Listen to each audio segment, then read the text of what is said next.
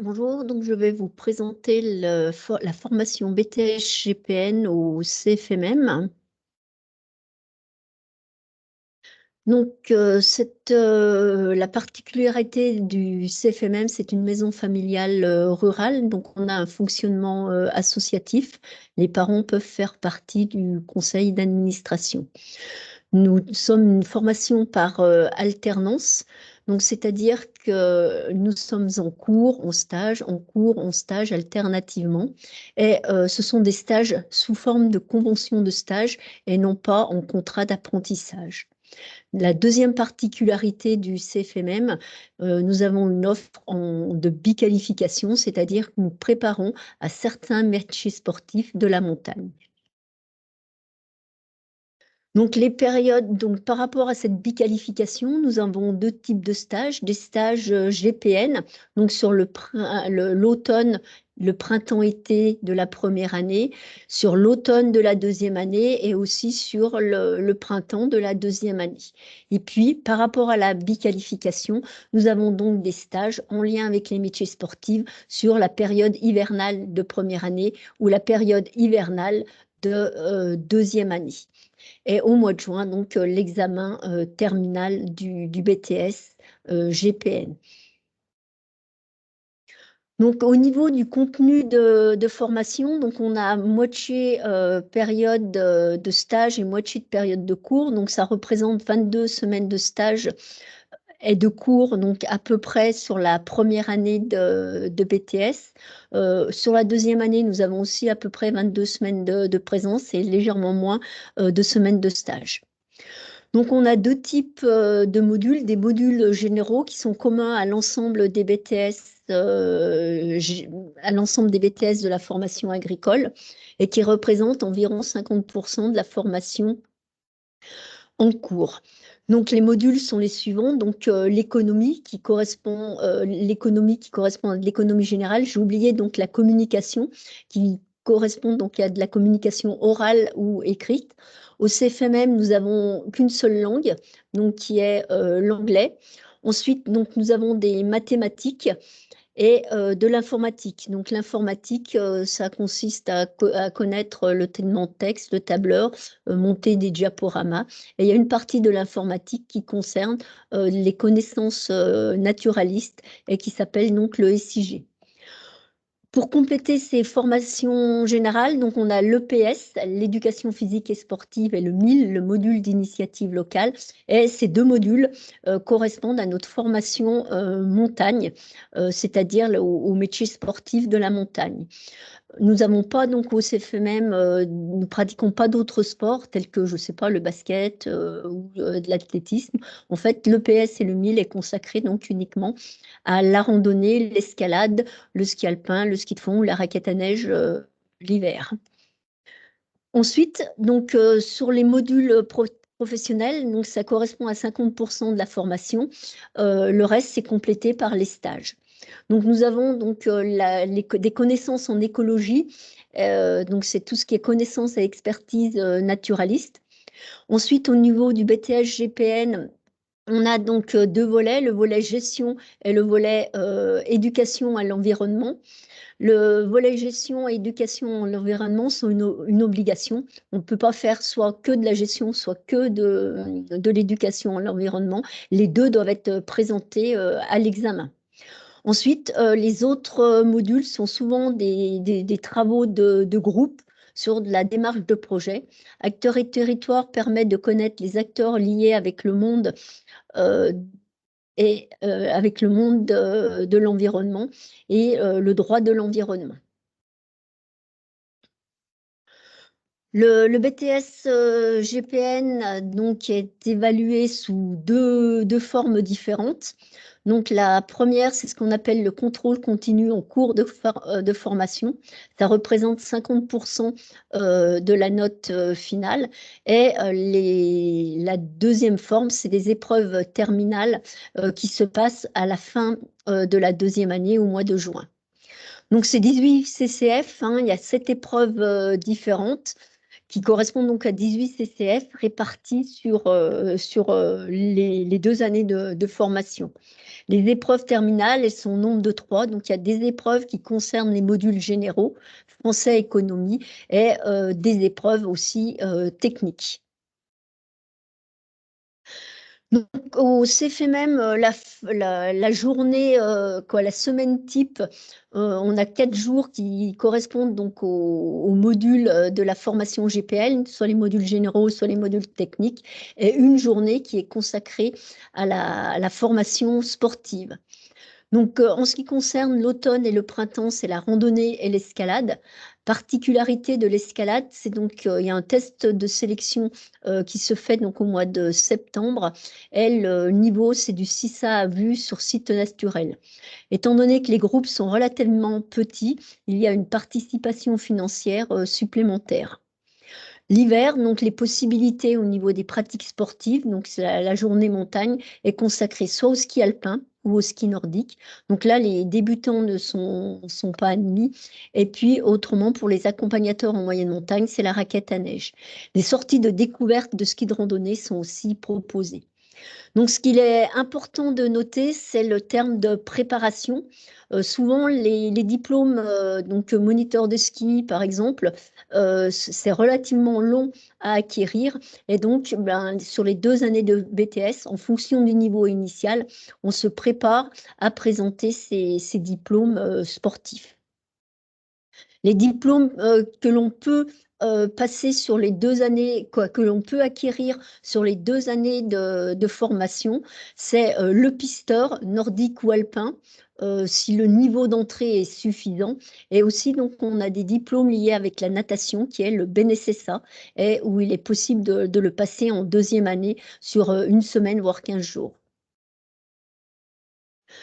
Donc, sur la partie stage, donc les stages qui sont liés donc, au GPN, donc à chaque période de stage, au niveau de notre plan de formation, on a un plan d'études qui concerne un domaine particulier du GPN.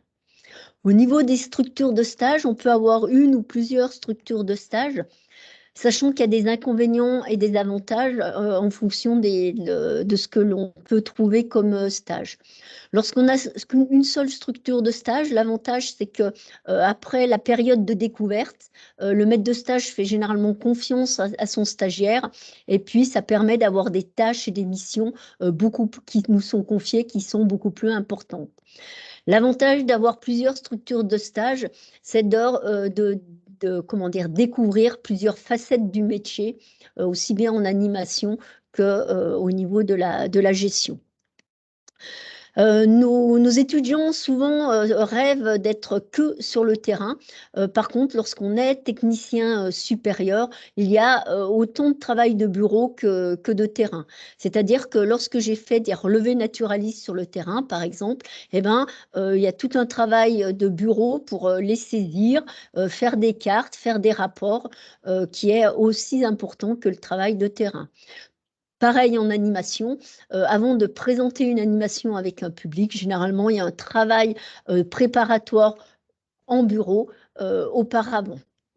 Donc, les stages en GPN sont une expérience relativement riche qui sont bien valorisables à l'examen, mais aussi dans la future vie professionnelle ou pour poursuivre des études. Donc, les stages sont trouvés par l'étudiant. On peut les aider donc à chercher des stages, mais généralement, c'est l'étudiant qui recherche son stage. Donc, les structures potentielles pour les stages GPN. Donc, on va avoir des structures qui font aussi bien de la gestion que de la valorisation, c'est-à-dire qui répondent aux 2 critères par rapport au BTS GPN. Donc, on a tout ce qui est association de protection de la nature, style la LPO, les Ligues de protection de la nature, ou par exemple France Nature Environnement. Ensuite, donc nos élèves rêvent tous d'être en réserve naturelle ou en parcs régionaux ou nationaux.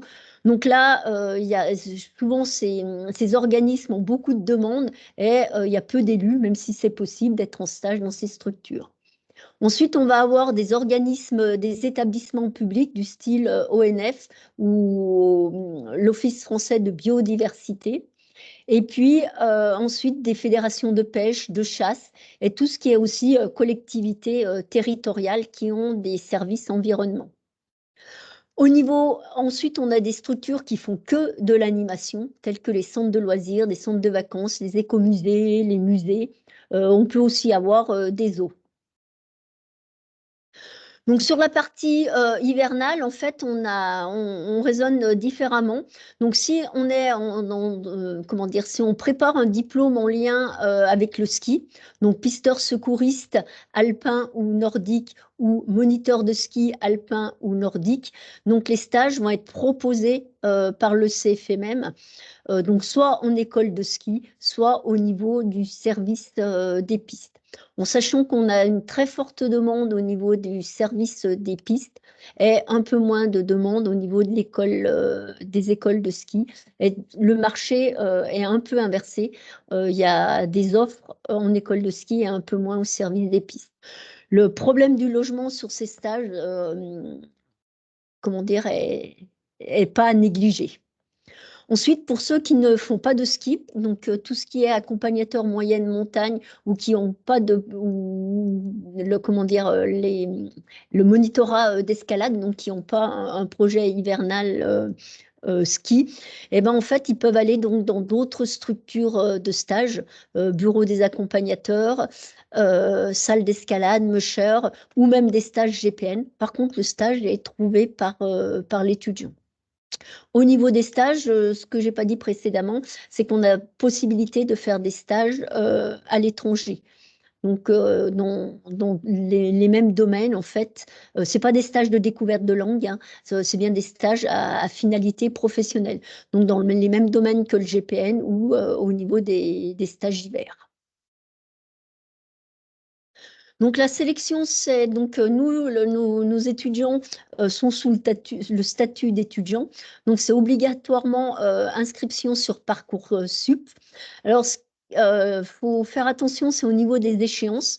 Donc il y a une première échéance qui n'est pas comment dire, à manquer, c'est l'échéance du 9 mars. Pourquoi? Parce qu'après le 9 mars donc 2023, on ne peut plus saisir de nouveaux vœux. Après, pour valider ces vœux, excusez-moi, pour compléter, on a jusqu'au 6 avril. Donc, généralement, c'est fait même, on a environ 400 dossiers. Sur ces 400 dossiers, donc, on va convoquer pour des dates de sélection au CFMM. Là, on a la possibilité de convoquer 240 dossiers. Donc, 400, on passe à 240. Et donc, les dates de sélection sont le mardi 26, le jeudi 27 et le vendredi 28 avril. Le mercredi, c'est les sélections ski. Donc, ceux qui font du ski alpin, c'est forcément le ski le mercredi. Et ensuite, pour les autres épreuves de sélection, c'est soit le mercredi, soit le jeudi, soit le vendredi. Donc, les autres épreuves de sélection, donc au niveau du ski nordique par rapport à la fin avril, ce sera un entretien oral technique, puisque le manque de neige l'ouverture des pistes ne permettra pas de faire une sélection physique. Ensuite, on a donc un entretien de motivation pour voir l'adéquation du projet du candidat entre la biqualification et le BTS GPN, où les cours représentent quand même 80% donc de la formation. Et puis un test à l'effort pour avoir le niveau physique du candidat. Donc, ça consiste en une randonnée de 750 mètres de dénivelé à un rythme relativement soutenu.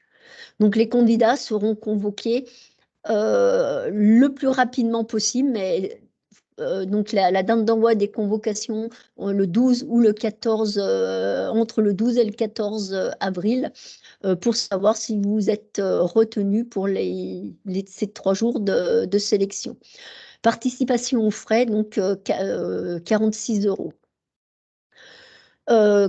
Au niveau de la sélection, donc certes, on a la formation biqualifiante, c'est un jour par semaine, et donc les 4 autres jours, c'est des cours BTS-GPN. Donc 80%, c'est de la formation BTS-GPN. Donc il faut avoir un appétit marqué, un intérêt naturaliste marqué pour les disciplines en lien avec le BTS-GPN. Les étudiants, s'ils viennent que pour le volet biqualifiant, sont relativement déçus puisque la journée sport, entre guillemets, ou montagne, n'est que de 1 jour par semaine. Ce qu'il faut savoir, c'est que la formation, ce BTS en alternance et en biqualification est très exigeante. Pour 2 raisons. Il y a quand même pas mal de déplacements entre les lieux de stage et le lieu de cours. Et puis, la biqualification, les sorties extérieures sont physiquement éprouvantes. Après, donc un BTS, c'est un bac+2 qui n'existe que dans le système français. Donc après le CFMM, nous, on conseille à nos étudiants de poursuivre, entre autres en licence professionnelle. Donc il y a une multitude de licences professionnelles dans les domaines agricoles, naturalistes, animation. Alors généralement, pour poursuivre ces études, c'est comme pour entrer en BTS, hein, c'est avoir le meilleur dossier possible et d'avoir des notes correctes.